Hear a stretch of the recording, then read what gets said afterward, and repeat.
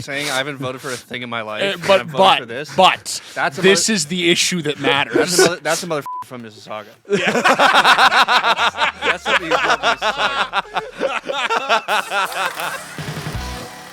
Game of the Year is in the news lately, for good reason. Yeah. We have a lot of contenders as to what Game of the Year might be this year, and all of them are spicy. But one in particular that's been in the news has kind of shaken things up. We can get to that. But I think this is like a two-pronged question, because I think it's, I want to know what your guys' pick is, and then what you also think is going to win, because it's probably two wildly different answers. The nominees generally that people consider over everything that's been come out over the years, we have Ghost of Yotei, Death Stranding 2, Split Fiction, Hollow Knight Silksong, Kingdom Come Deliverance 2, Hades 2, Expedition 33, and Arc Raiders. The newest entry to the list. The newest and certainly most controversial entry to the list. Yeah. My personal pick is, French bias aside, Expedition 33, I think is a phenomenal entry into the turn-based RPG catalog. I'm very happy that we get to see like innovation in a genre like this, which I think a lot of people would say is just old as shit outside of like Final Fantasies and stuff. Mm-hmm. And you think it's going to win? I think it's going to win. Yeah. You know what? That being said, I also have heard a lot of hype around Hades 2, that it's just taken the formula of Hades, which was already incredibly hyped. And the first one was hugely successful, but has further iterated upon it and actually improved it. For me personally, by a country mile, it is Kingdom Come Deliverance 2. I think it's the best game of the year. I don't think it's going to win. But what I think makes Kingdom Come 2 so special is that it's funny as f***. Like, it's very funny. And I think it's very difficult to write jokes. It is more difficult to write comedy than it is to write drama. But I do think Expedition 33 is going to win. And it does... Listen, it's a great game. I am a little worried it's sort of like ushering in an era of like Oscar bait video games. I was about to use this exact term. It is the Baldur's Gate of this year. It is. It deserves all the praise it gets. Yeah. I obviously don't love, but it's such like a tearjerker and like plays on the emotions so well narratively that it's just like, is it going to...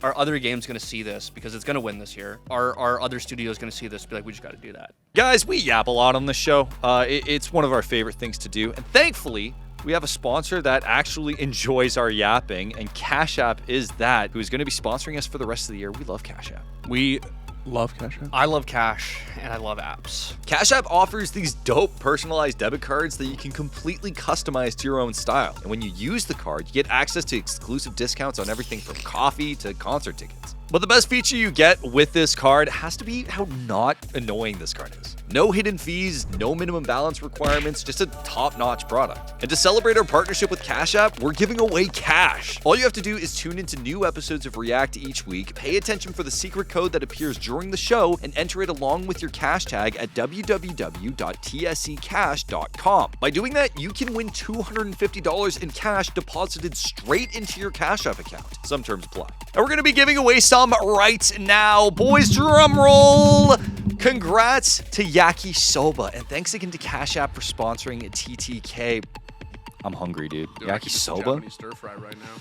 What if it's actually Yak 1 soba? It might actually be, and if we do, that apologies, but yakisoba is a very good meal. Either way, keep your money safe and make sure you only share your cash tag with those you know and trust. Cash App and theScore will never reach out to you regarding these sweepstakes to ask for personal information. So I'm with you completely on the Oscar bait thing. It's exactly what I was going to say, right? It's Baldur bait. This is what Expedition 33 is. But honestly, think of this. This is not even me being devil's advocate. This is just me like thinking this thing to its conclusion. Yeah. Would it be such a bad thing?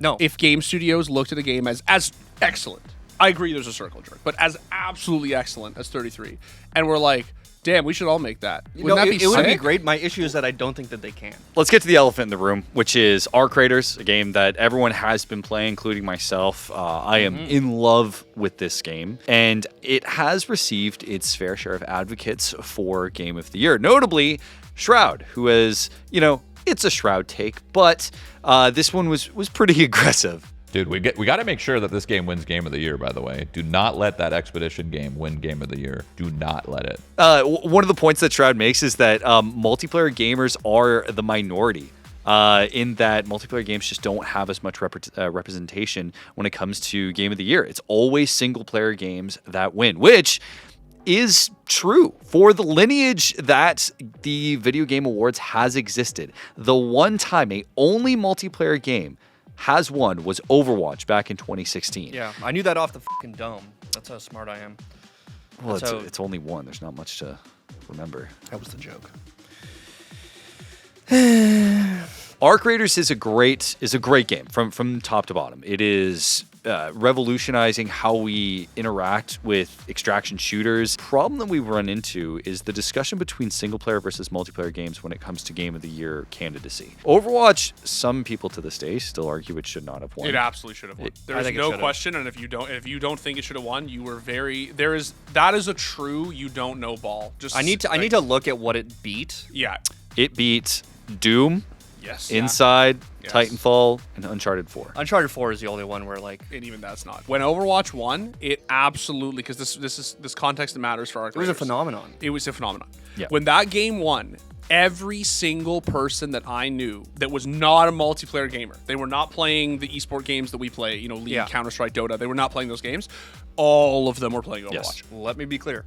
I love Arc Raiders. I think it's fantastic. I love the finals. Embark's previous game. Love that game. I love both of them. I love the studio. I think their use of AI is a little questionable. It's weird. As a caster, very weird. I mean, I understand the AI point. I don't think that's generally where the discussion is right now. The main argument that people are putting forth against Arc Raiders generally is that this is another multiplayer flavor of the month game. The problem that I think people are running into when it comes with Arc Raiders that I don't think is really being discussed, and maybe because a lot of the people who are talking about it, they weren't around for like when Overwatch came out, is can a multiplayer legitimately be Game of the Year?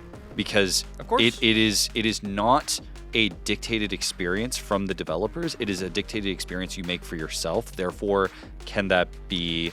That's one of the reasons why it was so unbelievably impressive when Overwatch did it, because you could have somebody like me who was coming from Counter-Strike, right? Who picked up Cassidy or Widow and felt, oh my God, there's something for me here. Yeah. And then you had somebody who was coming from Pokemon, right? Or from like Animal Crossing, and they picked up Mercy. And they were like, there's something for me here. Yeah. And it all came together in this like cocktail, like this cohesive whole, this like medley of flavor. And it was such a moment. Like, I think you framed the discussion really well, Seb, where it's like, it is literally apples and oranges. How do you pit single player masterpiece that people are going to talk about for 30 years versus a moment in time. A flavor of the month. I'm not saying it's flavor of the month. I'm just saying, let's, a multiplayer game that is like something we're all playing right now, but when Arc Raiders 2 comes out in 2 years, no one's going to even care about it anymore, but they're still going to be talking about Clear Obscure, right? Yeah. I do think it is absolutely possible to have a multiplayer game that earns, a Game of the Year. The Game of the Year in 2016 was Overwatch. Yeah. It just was. Ask anybody who was there and playing video games. It was Overwatch. Here's the thing, and maybe it's the uncomfortable. What are you voting for? Are you voting for legacy, where in 10 years from now, when we're looking at it, are we gonna be like, oh yeah, that was kind of silly that we made that because it died on January 1st. Yeah. It's just like you're voting for the Game of the Year, not the Game of the Year in retrospect when you think about it. I will say the people that are saying like, if you vote for an extraction shooter over Clair Obscur, you're like literally brain dead. I'm like, no, it's just like, it's the same thing that happens at the Oscars and at the Emmys to a certain extent. And like I said earlier, about non-dramas, literally anything else, a comedy, a horror, and especially an action movie doing well at the Oscars. Back to the main thing is, I completely understand why everyone wants Expedition 33 to win, or any other game, frankly. It's why when Shroud, put Expedition 33 under the bus, it was really bad. We all have to band together to make this game win. Us multiplayer gamers are the minority, okay? We are the minority being multiplayer gamers, but I believe we can win. I believe. You just need to tell everybody. I've never voted for anything ever, but I think I'm going to vote this year. Saying I haven't voted for a thing in my life, but I'm voting for this. This is the issue that matters. That's a motherfucker from Mississauga. Yeah. That's what he's from Mississauga. That would be I crazy. don't think it gets nominated if Shroud doesn't not that he doesn't play it, not that it isn't as popular. If he doesn't say anything about it in this sense, So if Shroud didn't come out and say anything about this game, I don't think you it don't gets think nominated. it gets nominated. I don't But even think the it gets nominated. visceral discourse around this game right now Is why it's going to get nominated if it does. And I think the idea that multiplayer games can't have the same legacy as like some of these single player, it's just wrong. I mean, dude, no, like, beyond we wrong. have Counter Strike, Quake, and like Counter all these Strike has guys. a legacy that sits alongside Symphony of the Night. Like the idea that these games are like not can't sit side by side because one's a multiplayer game. There are reasons why so many people like to come back to these games is because one, you get to build your own experience with other people. Whether that's a positive or negative experience is on you, but how well a game is built will lend itself to whether that's going to be positive or negative. Yeah. This game is different where there is no real incentive. Even the Hunt Showdown, there's an incentive to be the last one standing, Yes. right? There is no real incentive other than doing the feats for the little deck that you can unlock more cosmetics to kill other people, other than stealing their shit. So it really comes down to you. And the amount of times I've played this game where I've run past someone and we just start talking to each other, being like, yo, I'm not gonna shoot. I swear, and then we don't, or we do, or someone betrays me.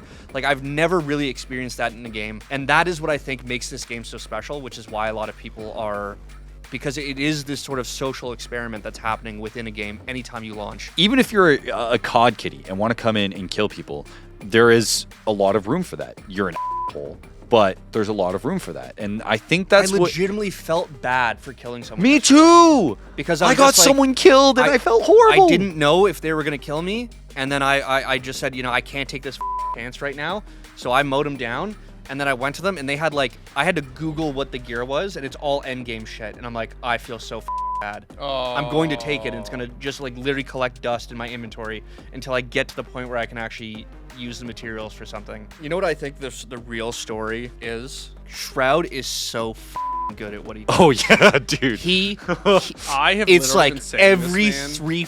3 months he I does know. this. This man is a fucking genius. Yeah. This guy is actually a fucking giga-brained, just a scion of gamer rage bait fucking fuel. It's Yeah. crazy, bro. Like, this guy will say something and you realize your initial reaction is always just like, what the and then you just think about it for a second and then you get mad and then you think about it for 2 seconds and you're like, this guy knows exactly what he's he fucking got me- doing, he man. got my knows attention, bro. exactly He what knows he's what he's doing. Holy shit. It's the people that don't know what he's doing that I feel bad for. I know. Yeah.